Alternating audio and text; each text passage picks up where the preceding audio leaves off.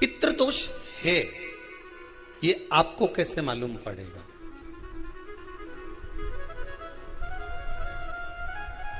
पितृ भूखे हैं, इसका तो वर्णन हमने पहले कर दिया कि रात्रि को जब आप सोने के बाद में 1-1.5 घंटे बाद अगर आपकी नींद खुल जाए, 1 घंटा 1.5 घंटा आप सो लिए, उसके बाद जो नींद खुली तो 1-1.5 घंटे तक अगर आपको नींद नहीं आ रही है, रात्रि को सोने के बाद में 1 घंटे बाद जब उठे तो आपको प्यास लग गई, भूख लगने लगी, प्यास लगने लगी कि मेरे को पानी पीना पड़ेगा, घबराहट हो रही, पानी पीना पड़ेगा। 1-1.5 घंटे सोने के बाद अचानक नींद खुले और आपको प्यास लगे, समझ लेना आपके पितृ भूखे हैं और प्यास है।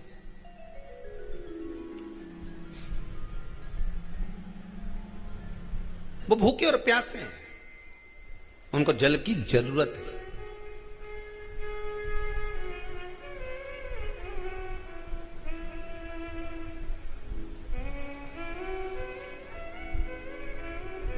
किसी भी नदी में, सरोवर में, कुंड में, बावड़ी में, तालाब में, आप तीर्थ में जाकर जब स्नान करते हैं तो स्नान करने के बाद एक काम का नियम बना लो कि अपने हाथ की अंजलि में जल लेकर अपने पूर्वजों को देना है। प्यासे रहते हैं, भाग मांगते हैं।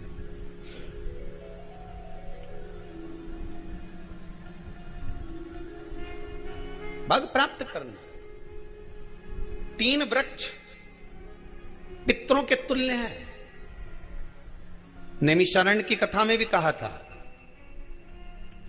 3 वृक्ष पितरों के तुल्य हैं। पहला पीपल, दूसरा बट वृक्ष, तीसरा बेलपत्र का वृक्ष। ये पितरों के तुल्य हैं। अगर आपको रात्रि में नींद नहीं आ रही है, ऐसा लगता है कि रात्रि को 1 घंटा 1.5 घंटा सोने के बाद कुछ गलत गलत विचार आने लगते हैं, नींद सुबह 3 बजे तक 4 बजे तक नहीं आती, 4 बजे के बाद फिर नींद आती है, तो एक प्रैक्टिकल जरूर कर देखना। एक प्रैक्टिकल करने में क्या जाता है? प्रयास करने में क्या कुछ जाता है क्या? प्रैक्टिकल कर देखना कि कहीं सियोर वाला महाराज झूठ तो नहीं बोल रहा, तो प्रैक्टिकल करने में कुछ नहीं जाए। 1 लोटा पानी लो, उसमें थोड़ा सा कच्चा दूध डाल लीजिए।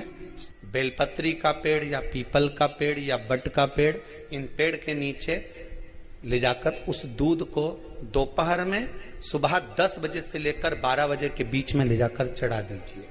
रात्रि को फिर ना आपको प्यास लगेगी, ना भूख लगेगी। नींद एक बार लगी तो सुबह ही खुलेगी। प्रैक्टिकल करने में क्या जाता है? पानी डालने में तुम्हारा कुछ जाएगा? अरे बोलो तो सरी, हमें 10 रुपया का दूध जरूर उसमें, और तुम इतनी चतुर हो, इतना सारा दूध थोड़ी डालोगी, तुम 2 चूल्हे डालोगे। कहाँ तुम इतना डालने वाली हो? है?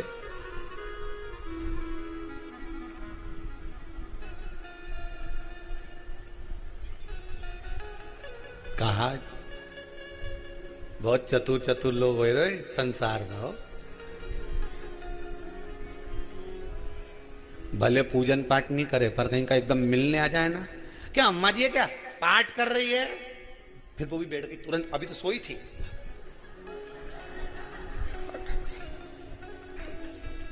तुरंत क्या पंडित जी हैं क्या, उनसे थोड़ा काम है, अभी माला जप रहे हैं। मालूम पड़े पंडित जी तो आराम से सेवफल खा रहे थे।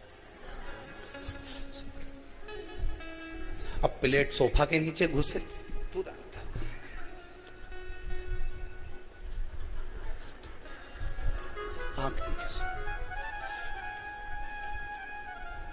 प्रैक्टिकल करने में क्या जाता है?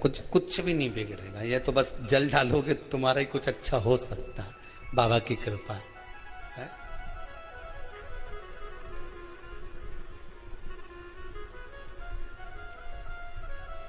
3 वृक्ष पितरों के तुल्य हैं। पहला जम के बोलिए पीपल, दूसरा बट वृक्ष, तीसरा बेलपत्री का वृक्ष।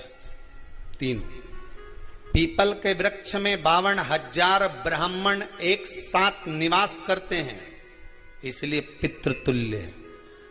बट वृक्ष ब्रह्मा जी के मस्तक से बना इसलिए पितृतुल्य है। और बेलपत्री का वृक्ष माता पार्वती जी के अश्रु से बना।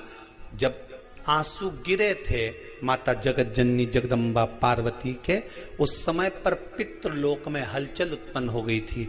हमारी नातिन की आंख में आंसू कैसे आ गए? मैनावती की पुत्री है,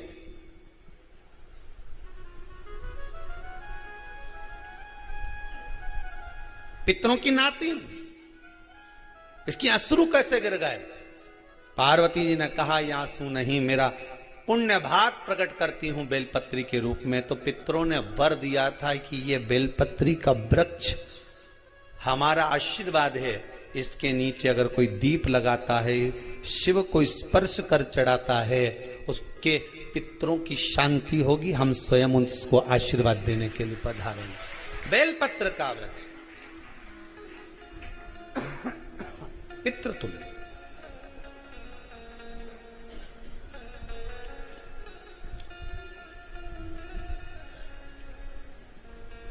तो रात्रि को अगर भूख लग रही है, प्यास लग रही है, तो पितृदोष है। दूसरा पितृदोष का लक्षण बताया, घर में कोई शुभ कार्य ना हो, वंश की वृद्धि ना हो।